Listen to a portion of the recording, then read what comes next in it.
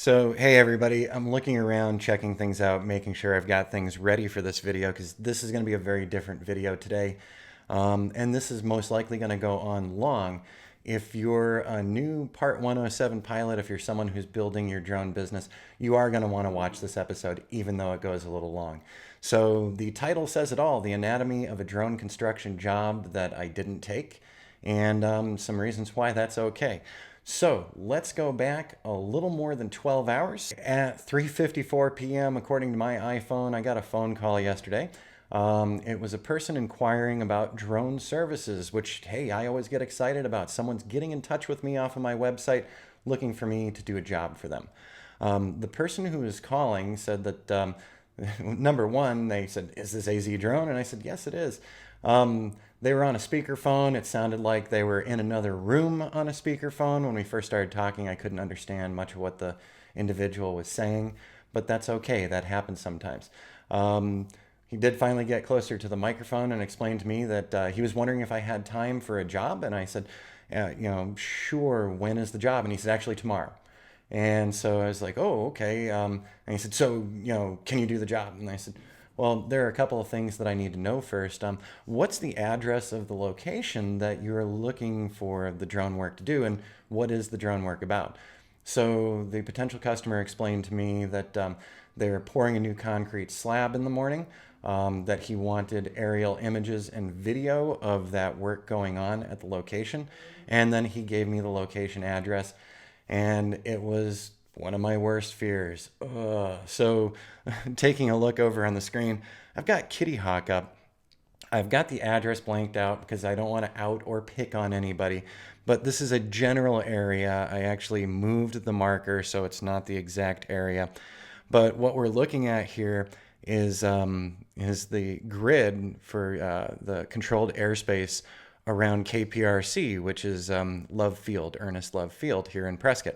You can see the airplane symbol right here, and you can also see the approximate area where the potential customer was looking for work to be done. Now, if you're familiar with Kitty Hawk at all, you know that these red boxes mean this is 0 feet. And if you look over on the screen, UAS facility map, permissible altitude for authorization is 0 feet. So this is really, really close to KPRC. How close is it? Well, I pulled up a Google map. Once again, I didn't give the exact address on here because I'm not picking on anybody. But we're, approximately 1 mile from one of the runways at the Prescott Regional Airport. So really, really close, which means 0 feet above ground level, right? Now, you can do submissions through the Lance system, of course, and some of the Lance providers. You can actually apply for flight in airspace that actually is 0 feet above ground level. You have to give a bit of a justification, and you have to let them know where you'd be flying. So I let the potential customer know. I said right off the bat, it's a no for me, and I'm most likely not going to be able to get permission from the Lance system in under 24 hours. It doesn't happen.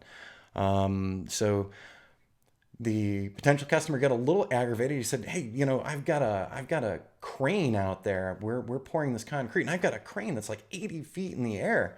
Can't you just do it?" And so right there, I got a little concerned with the "can't you just do it?" After taking my recurrency exam recently, and all of us have done it, those different attitudes that can get you into trouble. Remember all the silly named ones, macho attitude was the one that sticks with me. But it was sounding very rushed. It was sounding very last minute. As a matter of fact, the potential client said, I just thought of this, doing this. So for whatever build out they're doing at that location, it had popped to mind recently, and he wanted a drone pilot out there. And I said to him, unfortunately, I don't think I can do it. I could try to submit for Lance authorization, but it's under 24 hours, and so close to that airport that I already knew it was going to be a no-go for me. And the big question is, can you get these Lance approvals in such a quick amount of time so very close to the airfield.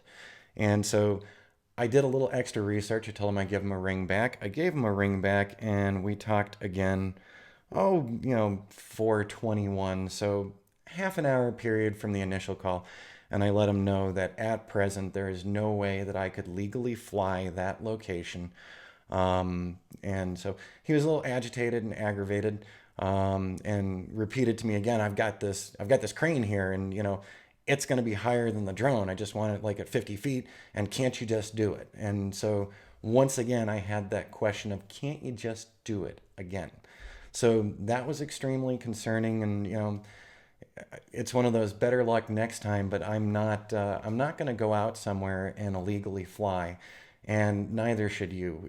If we keep this within the bounds that the FAA set up, we do have a lot of tools at our disposal. And the rush jobs, sometimes we're going to have to say no to the rush jobs. So what I did do is I offered an alternative. I said, I've got another idea, because I was thinking about bringing a different camera with a setup where I could get some elevation to document the concrete pour. So I offered that as a possibility that I could go out and do this morning, because I was also curious about the construction site as well. Not only the proximity to the airport, but also where it was in relation to the Granite Dells and all the new homes that are being built in this area. By the way, I just want to look back over at the Kitty Hawk map again for a moment. And you see all these red areas here. So those are 0 AGL. What I want to point out is there is a ton of construction. I'm just clicking in these areas right now. I'm just moving things around. And in this red area, in these red grids, these 0 grids, there is a ton of new home construction going on. I would absolutely love to start working with the construction groups who are doing these jobs, but they are so close to KPRC here that this is all 0 AGL. So I've been trying to come up with a strategy for myself beyond, trying to submit Lance authorizations 48 hours out, or 1 week out, or 2 weeks out. So, right now, in the greater Prescott area, I can fly most everything that's, anything that's not in these red areas, you can get your Lance authorization for. So, ton of areas in the Prescott region where I can absolutely fly for customers. But surrounding the airport, we've got all this brand new construction going on, and this is a very, very active airport. So there you go. Now, the story is not over. Our conversation last night, I got up early this morning to get ready to take a drive over. So, I was awake at 4:30 a.m. this morning. I took a look at my phone. I booted up the phone, and I had a text message this morning. That text message, so now I'm looking down at my phone again. That text message was sent to me. Yeah, so that came through for 5:32 a.m. And he let me know that he did find a drone pilot who could get authorization to fly that area with less than 24 hours notice. So I don't know if someone's got a larger area waiver or what's going on, but I think some kind of notification, given the fact that it's in the 0 AGL area, some kind of notification does have to go to the FAA. So I'm kind of, is the person being honest? Is the person being pushy? I'm not sure. The one thing I do know from yesterday's call, it was a little pushy, it was a little aggressive, it was clearly unplanned and kind of an afterthought, a last minute thing going on. All of those things kind of pull up to something that the FAA really does kind of hammer away at when you take the exams, right? The remote pilot in command is responsible for all of this stuff. So if you feel uncomfortable with a job, it is okay to say no to it. And when you have someone who's aggressively pushy, can't you just do it? Can't you just do it? And that makes no sense. In our conversations, he was kind of flabbergasted that I would have to go through any kind of process with the FAA, especially if he's got a crane that's 70 or 80 feet above the construction site. Why couldn't a drone be there? Well, we as drone pilots, we all know partly why the drone can't be there. The concerns about flyaway, link loss, GPS issues, and being that close to active runways could prove to be a problem. The text that I got this morning also was followed up by a photograph from early morning. And that photograph was clearly an iPhone photo. It's not a drone photo or anything. But so he sent that along to me as well, I guess to tell me he figured it out. I'm not quite sure. So in the end, I've missed out on a drone job, which is always disappointing, missing out on something interesting. And I really would like to fly in this area, so I need to go ahead and do some more research on how I can get approval to do the zero AGL areas in these construction areas. Because like I said, so much home construction is going on. I think it could keep multiple drone pilots busy for months if we were working that area. So I need to go ahead and do some more homework about getting to fly in this area. This is the first call that I've had for a construction job in this specific area. I knew this call was coming at some point or other. It was just a matter of time. And it leaves me curious, is there going to be a legal drone flight there today? Oh, the one other item. So the image that was sent to me in the early morning hours, one of the things that the potential client was looking for was also night flight when they were starting the concrete pour, and that requires the daylight waiver as well. So we had someone making a call who was in 0 feet AGL and also is looking for a daylight waiver for this location, which is really, really close to the airport. The whole thing kind of gives you a little bit of a bad, nervous feeling, doesn't it? So with that in mind, hey, I lost out on a potential drone job. I'm almost curious enough to drive down there and sit for part of the morning to see if anyone's flying there, because I am really curious about how somebody might have gotten permission through Lance with such short notice. Now, with that said, I do want to talk about one more item. I did check with Kitty Hawk that I could sign up for their enterprise program and get faster authorizations in locations like this. So I reached out and contacted Kitty Hawk. I got an email back almost instantly. It was pretty darn amazing. And so they sent me a link to their enterprise customer sign up. And so right now, I'm going to be giving them a call today to learn a little more about it. If you're signing up for their enterprise program to get quicker turnaround on approvals like this, there is a fee associated with it. And so I don't know if they gave me a special fee or it's the blanket fee for all people. I'm just going to say that it's over $100 a month. And so the big question then becomes, how often are you going to be getting these rapid fire job requests? Number one, I think a super rapid fire job request throws up some red flags for you right off the bat. If somebody calls you and has not planned to do something and suddenly wants something done in under 24 hours, where you are responsible for coordinating the legality of your flight, that's a red flag for me.